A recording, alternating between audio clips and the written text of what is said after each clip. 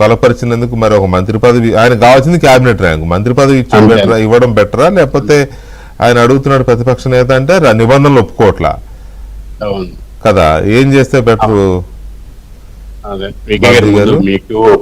ముందు మీకు తర్వాత పట్టాభి గారికి, సత్యమూర్తి గారికి, మన ఏబిఎన్ ప్రేక్షకులకి అందరికీ నమస్కారం. నేను రఘురామ కృష్ణరాజు గారు మాట్లాడింది కూడా ఫాలో అయ్యాను.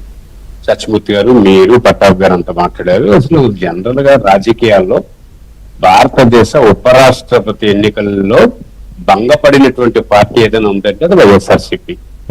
నవ్వుల పాలైపోయింది దేశవ్యాప్తంగా. మనం ఈ చర్చ దేశవ్యాప్తంగా జరుగుతుంది వికే గారు. ఎందుకంటే ఈ మాట నాను మన బీజేపీ జనతా దళ్ స్టబర్న్ గా వాళ్ళు అనుకున్నటువంటి నిర్ణయం తీసుకున్నారు. బీఆర్ఎస్ వాళ్ళు వాళ్ళ నిర్ణయం తీసుకున్నారు. కానీ అటు కాక ఇటు వెళ్తున్నారో తెలియక ఇటు ఇద్దరిని పంపించి ఇటు ఓటేస్తామని చెప్పి మా నాయకుడు మాట తప్పడు, మడమ తిప్పడు, గొప్పవాడని చెప్పుకున్న మనుషులు అసలు ఈ రకమైనటువంటి ఎన్డీఏకి ఎందుకు ఓటేస్తారు, ఎందుకు వేయాలి? అప్పుడు మీరు విపక్షంలో ఉన్నట్ట, స్వపక్షంలో ఉన్నట్ట? ఈ రోజు మీకు మాట్లాడడానికి ఏ రకమైన విలువ ఉంటుంది? అసలు నువ్వు పార్టీకి అధ్యక్షుడిగా అర్హుడువా, నువ్వు ఎలా నిర్ణయం తీసుకోగలుగుతావు అనే చర్చ ఈరోజు జాతీయ రాజకీయాల్లో గాని తెలుగు రాష్ట్రాల్లో గాని చర్చ జరుగుతా ఉంది. నమ్ముడు పాలైపోయింది కాంగ్రెస్ పార్టీ. ఓడిపోయి కాదు, ఈరోజు ఓడిపోయినటువంటి అభ్యర్థి కూడా గెలిచిన అభ్యర్థిని ఎన్ని అభినందించి వచ్చారు. అంతే కదండి, అది స్పిరిట్ ఆఫ్ డెమోక్రసీ. కానీ ఇక్కడ స్పిరిట్ తో పాటు మొత్తం కోల్పోయింది జగన్మోహన్ రెడ్డి. అంతే కదా, జగన్మోహన్ రెడ్డి నమ్ముడు పాలైపోయాడు. ఈ రకమైనటువంటి రాజకీయాలు జగన్మోహన్ రెడ్డికి కాదు, దేశ రాజకీయాల్లో ఎవరికున్నా సరే అది మంచిది కాదండి. భద్రత నువ్వు తిరుగుబాటు అంటే తిరుగుబాటులోనే ఉండాలి. నువ్వు ఆ కూటమికి వ్యతిరేకంగా పోటీ చేశావు, అలాగే నిలబడి ఉండగండి. అరుణ్ కుమార్ చెబుతున్న మాటలేంటి? అసలు నువ్వు ఎలా మద్దతు ఇస్తావు, ఎలా మాట్లాడుతున్నావు, నిన్ను ఎవరు మాట్లాడమన్నాడు అలాగాని? ఇందులో రెండో రూపం తీసుకుంటే భారతదేశ రాజకీయాల్లో బీజేపీ మన రాష్ట్రంలో అందరినీ ఆడిస్తుందని మొదటి నుంచి ఉన్నదానికి మళ్ళీ ఇంకోసారి రుజువు. అంతే కదా. ఇప్పుడు మనం ఏమనుకుంటున్నాం, నిష్పక్షపాతంగా పవన్ కళ్యాణ్, చంద్రబాబు నాయుడు ఎంత కష్టపడి పనిచేస్తా ఉంటే మళ్ళా మధ్యలో జగన్మోహన్ రెడ్డిని కోరడం ఎందుకు, ఓట్లు వేయించుకోవడం ఎందుకు, మళ్ళీ వేయించుకున్న తర్వాత ఇతను మావాడే అనడం ఎందుకు? అసలు ఎవరు బీజేపీకి ఎవరు కావాల్సిన వాళ్ళు, ఎవరు కాని వాళ్ళు? ఇదో పెద్ద చర్చ. ఇది కూడా బీజేపీ లాంటి పార్టీ ఆడుతున్నటువంటి రాజకీయాల మంచివి కాదు.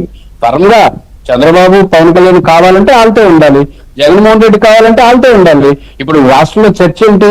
జగన్మోహన్ రెడ్డి మీద ఇన్ని లక్షల కోట్ల రూపాయల అవినీతి ఆరోపణలు వస్తున్నా కేంద్రం నుంచి స్పందన లేదు, కేంద్రం నుంచి పట్టించుకోరు, పాత కేసులు మాట్లాడరు, బయటన్నారు. మరి ఇవన్నీ జరుగుతుంటే ఇది ఎంత దుర్మార్గ రాజకీయాలు కదా. ఇప్పుడు జగన్మోహన్ రెడ్డి ఆడుతున్న గేమ్ బీజేపీ వాళ్ళు సెంటర్ లో ఆడుతున్నారు. కాబట్టి సార్ బీజేపీ తప్పేముంది? యాజ్ ఎ పార్టీ వాళ్ళ అభ్యర్థిని కంటెస్ట్ చేపిస్తున్నారు కాబట్టి అందరినీ వీళ్ళు అడుగుతారు. ఇవ్వడం అనేది ఇవ్వడానికి సిగ్గుపడ్డాలా లేకపోతే కరెక్ట్ చేస్తున్నామని వీళ్ళు ఆలోచించుకోవాలి. అందుకే ఆ పదవి తీసుకునే రాజకీయాన్ని జగన్మోహన్ రెడ్డి ఈ రోజు రాష్ట్రంలో చూపించారు జనానికి.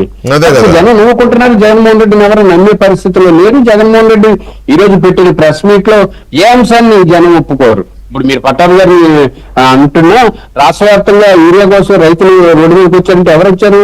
వైఎస్ఆర్సీపీ కార్యకర్తలు కొండలు వేసుకుని వచ్చారు తప్ప రైతులు ఎక్కడ లేరు. మీరు రాష్ట్రం మొత్తం మీద ఎక్కడైనా చూడండి, అసలు ఆ ధర్నాలో ఫెయిల్ అయినాయి, అందులో వాళ్ళ కార్యకర్తలు కొండలు వేసుకుని తిరిగారు తప్ప రైతులు లేరు. ఇక రెండోది ఏంటంటే ఈ రాష్ట్ర రాజకీయాలు ఆయనకి ఏం ప్రతిపక్ష హోదా కావాలని అంటే అది చిన్నపిల్లల్లాగా మాట్లాడుతున్నాడు ఆయన. అది హాస్యాస్పదంగా ఉంది.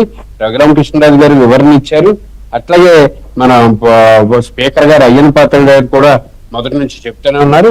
రాష్ట్ర శాసనసభ హుందాగా నడుస్తున్న క్రమంలో జగన్మోహన్ రెడ్డి ఇప్పటికైనా సరే పోయిన ప్రతిష్ట నిలబెట్టుకోవాలి అనుకుంటే రేపు 18వ తారీఖున జరుగుతున్నటువంటి అసెంబ్లీ సమావేశానికి రావాలి, మాట్లాడాలి, అక్కడ ఉండాలి. మరి జగన్మోహన్ రెడ్డి ఈ సభకు రాడు, అక్కడ బొత్స సత్యనారాయణ మండలంలోకి ఎందుకు వస్తాడండి? ఎందుకు